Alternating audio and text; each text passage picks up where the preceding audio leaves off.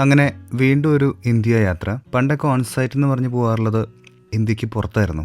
ഇപ്പോൾ ഇന്ത്യക്ക് അകത്തോട്ടാണ് ഓൺസൈറ്റിന് വേണ്ടി വരുന്നത്. ഇപ്പോഴത്തെ പ്ലാൻ അനുസരിച്ച് നോയിഡയിൽ ഒരു 2-3 ദിവസം, ബാംഗ്ലൂർ ഒരു 2 ദിവസം. നാട്ടിലേക്ക് പോകാനുള്ള സമയമൊന്നുമില്ല.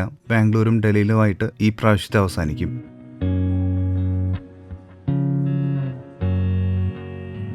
പോരാൻ സമയത്ത് നല്ല വിഷമമായിരുന്നു.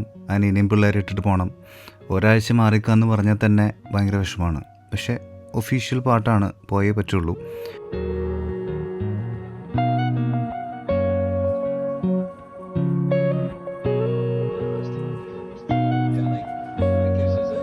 ബ്രിട്ടീഷ് എയർവേസിലാണ് പ്രാവശ്യം പോകുന്നത്. കയറിയിരുന്ന് കഴിഞ്ഞപ്പോൾ അവരൊരു മെനു ഒക്കെ കൊണ്ടു വന്നു.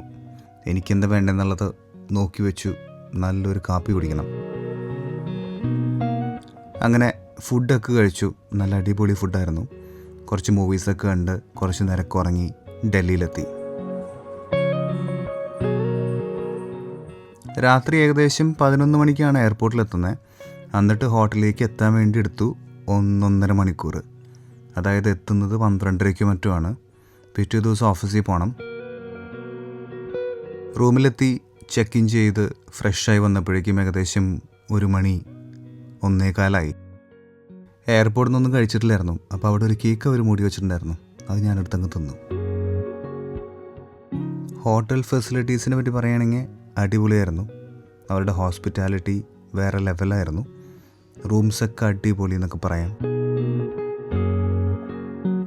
ഈ ഫ്രഷായി വന്നിട്ടും രാത്രി ഇത്ര സമയമായിട്ട് കൂടെ എനിക്ക് ഉറങ്ങാൻ പറ്റുന്നില്ല. അപ്പോൾ എനിക്ക് മനസ്സിലായി ജെറ്റ് ലാഗാണ്.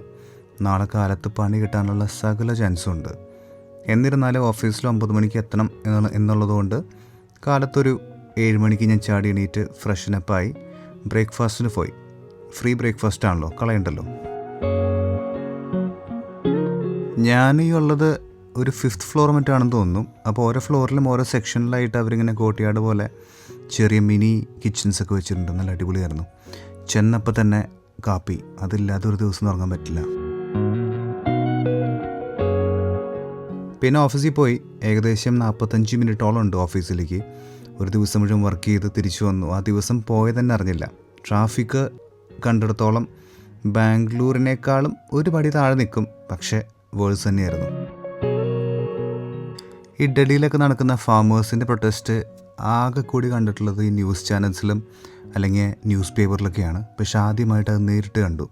ഒരു ഫുൾ ഫ്ലൈ ഓവർ ഫാമേഴ്സ് അങ്ങേറി ബ്ലോക്ക് ചെയ്തിരിക്കുകയാണ്. ചുറ്റും പോലീസും ബഹളവും അതിൻ്റെ ഒത്ത ട്രാഫിക്കും. ഈവനിങ് ചേട്ടനെ കണ്ടു. ചേട്ടൻ തൊട്ടപ്പുറത്തുള്ളൊരു ഹോട്ടലുണ്ടായിരുന്നു. ബാംഗ്ലൂരിൽ നിന്ന് വന്നിരിക്കുന്നതാണ് ഒഫീഷ്യൽ കാര്യങ്ങൾക്കായിട്ട്. പിറ്റേ ദിവസവും അതേ റൂട്ടീൻ. കാലത്ത് എണീക്കുന്നു, ബ്രേക്ക്ഫാസ്റ്റ് കഴിക്കുന്നു, ഓഫീസിൽ പോകുന്നു, ഈവനിങ് ഒരു 6 മണിയോടുകൂടി ഇറങ്ങുന്നു. അങ്ങനെയൊക്കെ ആയിട്ട്. പക്ഷേ നല്ല പ്രൊഡക്റ്റീവായിട്ടുള്ളൊരു സമയമായിരുന്നു. ഈവനിങ് ആയപ്പോൾ ചേട്ടൻ്റെ ഒപ്പം കുറച്ച് ഫ്രണ്ട്സിനെ കാണാൻ വേണ്ടി പോയി. ആ കാറിൽ പോകുന്ന സമയത്ത് കണ്ടതാണ് ഇന്ത്യ ഗേറ്റിൻ്റെ കുറച്ച് ഭാഗങ്ങൾ. ഡൽഹി ഞാൻ പ്രോപ്പർലി കണ്ടിട്ടും കൂടി ഇല്ല.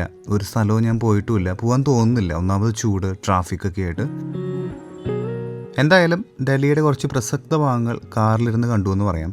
പിന്നെ ഞങ്ങൾ കുറച്ച് നേരം ആ ഡൽഹി സ്ട്രീറ്റിലൂടെയൊക്കെ നടന്നു. ഇപ്പോൾ ഞങ്ങൾ എത്തിയിരിക്കുന്നത് ഷാങ്ഗ്രില എന്ന് പറയുന്ന ഒരു ഹോട്ടലിലാണ്. നല്ലൊരു കിഡിലും ഹോട്ടലായിരുന്നു. അവിടുത്തെ ഒരു മെയിൻ ബുഫേ ഉണ്ടായിരുന്നു. അതന്വേഷിച്ച് വന്നതാണ്.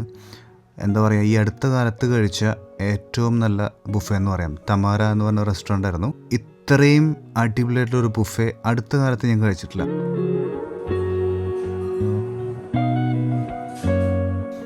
എന്ത് കഴിക്കണം എന്ന് കുറച്ച് നേരം ബുദ്ധിമുട്ടിപ്പോയി എന്ന് പറയാം. അത്രമാത്രം സെലക്ഷനാണ്. അടിപൊളി ഫുഡെന്ന് പറഞ്ഞാൽ അയ്യോ എന്തൊരു സെലക്ഷനായിരുന്നു അറിയാമോ.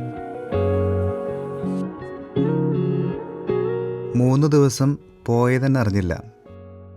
ബാംഗ്ലൂർ പിന്നെ ഞാൻ വ്ളോഗ് ചെയ്യാനേ പോയില്ല. അത് ഫുൾ ടൈം ഫാമിലിയായിട്ട്.